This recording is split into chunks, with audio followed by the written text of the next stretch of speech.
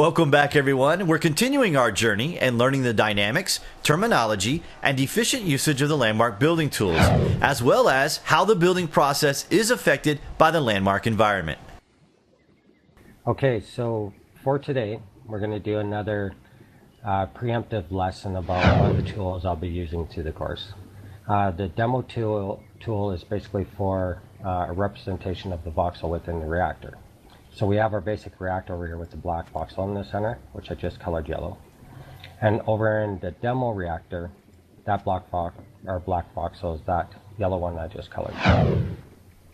And then around it, we have these reactor handles on the basic one. I'm coloring those over here to demonstrate which ones I'm talking about.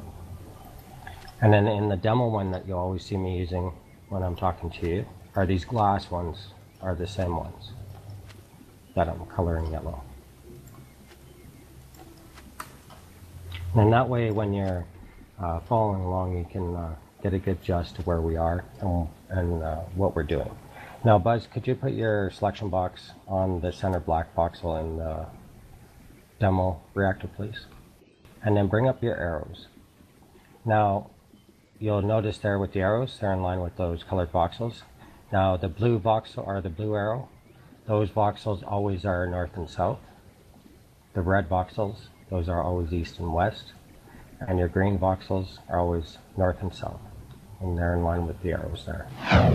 And these white voxels on the outside here, those are just to mark the very outside of where we can pull out a voxel with a roaming point. Okay, so I've also placed two voxels over here. One is micro and the other one is a mega voxel. Both of them we're going to learn how to make when we start making pieces for our board that we're going to teach you through these lessons. So for the sake of this demo though, I'm just going to quickly grab these and put one into the reactor here on my left and the other one on the right there is a demo, so you can see the comparisons.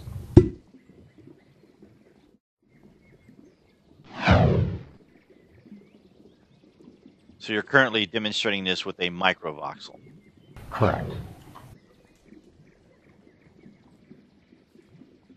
Now I'll put one into the demo. And now you can see that they're doing the same exact thing within the inner 26 voxels.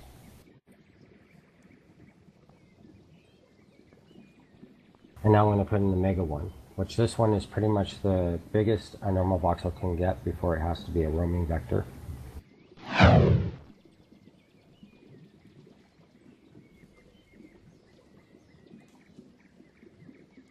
And see how much it pushes out, but still doesn't break the 26 voxels that are around it there.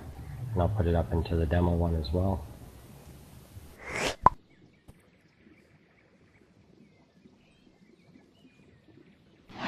And you can see there as well, it doesn't come out, doesn't affect the white voxels that are around it. So that's what I like about this demo version I made here, to show the relationship of how far a piece will affect the voxels beside it, and where the voxels are keeping their connections and keeping true to the world grid. So I hope this sheds a little bit of light on our demo tool. Now that we've had a chance to look at the demo reactor, there is something that you wanted to point out to us that is in the game right now. That's correct. Since alpha, we've noticed that there's a bug in the game that resets the voxel when you delete it. It's in this top corner here. I've highlighted in demo reactor. And what I'm talking about is, if we just had normal voxel set out, you can take your delete tool and you can delete them out, and you always delete out that square perfectly. You'll never see the remaining voxels change at all. But we can go over to this frame, and we've placed some micro voxels to make a smaller frame than the voxels behind it, so they're different shapes.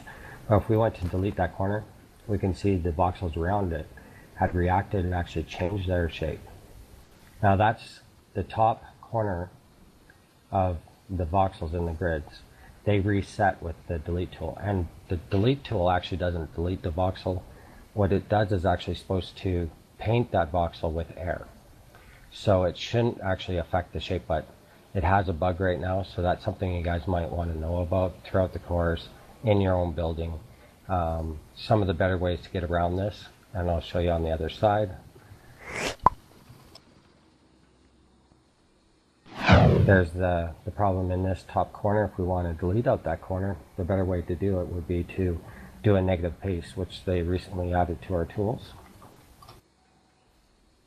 So I'd go in and copy that corner, take a paste of it.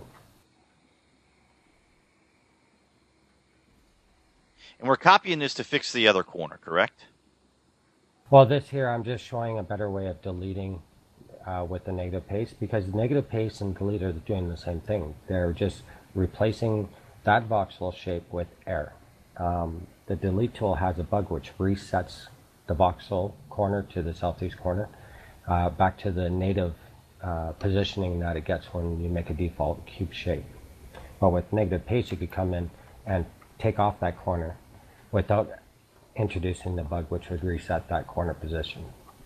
So it's a cleaner way to go about deleting your stuff, which, as like I was saying, you're not really deleting, you're just painting with air.